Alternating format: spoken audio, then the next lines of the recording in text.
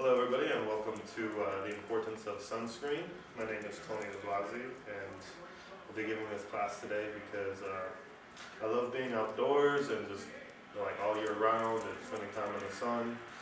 Unfortunately I'm terrible about remembering to put on sunscreen.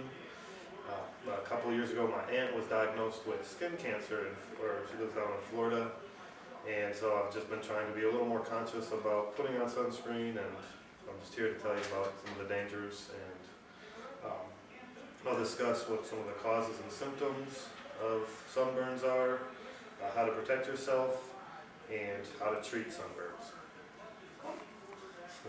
So, are there any questions? Okay, good.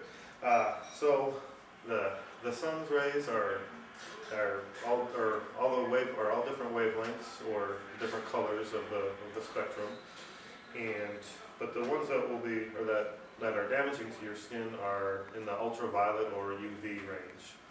And there's three types of ultraviolet. There's UVA, UVB, and UVC.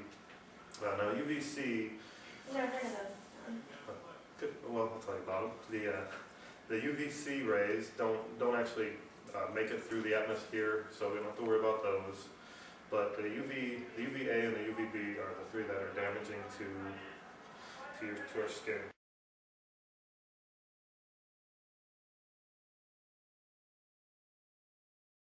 UVA wavelength is 320 to 400 nanometers, and UVB wavelength is 280 to 320 nanometers. The longer the wavelength, the more penetrating in the skin the sun ray goes. The UVA will penetrate into the mid-epidermis, and the UVB will only penetrate into the upper epidermis, or the outer layers. Here's why. So what that means is that's where the ray of sun will finally come to rest, and that's where the energy is released in your skin. Skin, and over time, cause the problem with the base layer of your cells and can cause cancer. The UVA will release its energy down deeper into the skin, where the connective tissues are, and destroying the elasticity of your skin over time, causing you your skin to become more wrinkly. UV will make me tan but not burn. Well, the UVB will tan your skin quicker. The UVB will tan your skin, but if you stay out in the sun for too long, the UVB will start to burn. You gotta find the the UVA right. doesn't burn you; it just causes damage. Right, the UVB will cause damage. The UVA. The UVA will cause more damage to your skin, prolonged effects. It's the one that will cause more cancer. And, UVB will cause melanoma.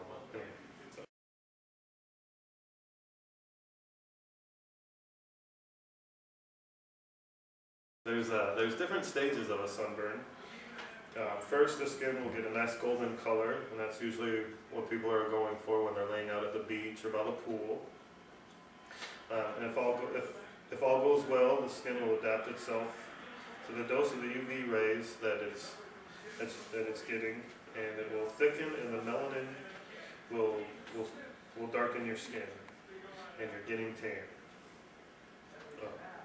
Next, your skin will start to redden, and you may not notice it at first, but that's where your skin starts to become sensitive to touch. After that, when you've stayed out too long in the sun with no kind of protection, your skin will keep getting a darker red until it's like a purplish red, and now you're in pain.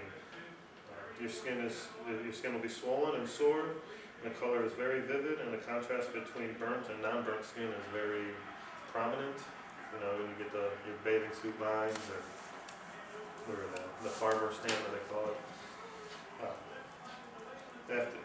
After that, your skin is a deep red, and you have blisters, and now you're burnt. Your skin is in agony even when it's not being touched. So you want to try to avoid getting to that stage if you can. Yeah, I've experienced that many times.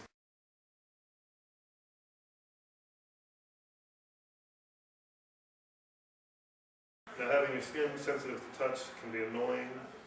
There's more danger being caused to your body that builds up over time by having by getting sunburns. Some of the side effects of too much sun are obviously that your skin wrinkles and you look older than your age is. Another skin effect is melanoma, which is a form of skin cancer. And it's not as common as other types of skin cancer, but it contributes to 75% of deaths that related to skin cancer. The eyes also are affected by the sun. The UV rays can cause them to get cataracts, which is your eyes get like a milky white film over them, and if you start losing vision. Several studies have also been demonstrated that exposure to environmental levels of UV light alter the activity and distribution of some cells responsible for triggering the immune system response in humans. So what that means is sun exposure may enhance the risk of infection in viral, bacterial, parasitic, or fungal infections. Now there's several ways to protect yourself against the sun. One way is to watch the clock and limit your activity outside between the peak hours of 10 a.m. and 4 p.m. Well, it's kind of a long time, so if you do go out, try setting an alarm to limit how long you're out, or try to find some shade. Clothing is another way to protect yourself from the sun, where you can choose long sleeve shirts and pants. Now I know that's not ideal here in northern Dallas, where the temperatures in the middle of summer get up over 100 degrees. But you can wear a broad brimmed hat and buy sunglasses that are UV or that have UV blocking lenses. So you want to find a sunscreen that has a sun protection factor or SPF of at least 30. And the higher the SPF, the greater chance of protection you have against rays, both UVA and UVB. SPF 10 or 15 might only protect against the UVB and not against UVA. That's why you want to choose the 30. But to get the different SPFs and different brands, they all contain different chemicals to get the sun to be able to block those. And so one of the best things you can do if you're going to be out for a long period of time is get sunblock, which has titanium dioxide and zinc oxide, and that'll block the both UVA and B. You can stay out for longer periods of time. That's what I had to get for my baby who's 9 months. Right, that's good to use on It's just the block, infants. it doesn't get into the skin. And the cool stuff with the colors that you can like face paint. It's the ones where you'll see the lifeguards wear on their nose. Yeah, no, they actually blend in now. Oh, they have blending in with them. Yeah. So if you do get burnt, one way to treat it is a cold bath will help, but you'll probably want to stick to creams and gels. If you refrigerate any of those creams or gels, it feels even better. Try to find something with menthol or aloe. And if you think you have a serious sunburn, or you're feeling dehydrated, or you have a fever of 102 or higher, you have blisters covering more than 20% of your body, you'll want to consult a doctor for any further medical advice. Huh?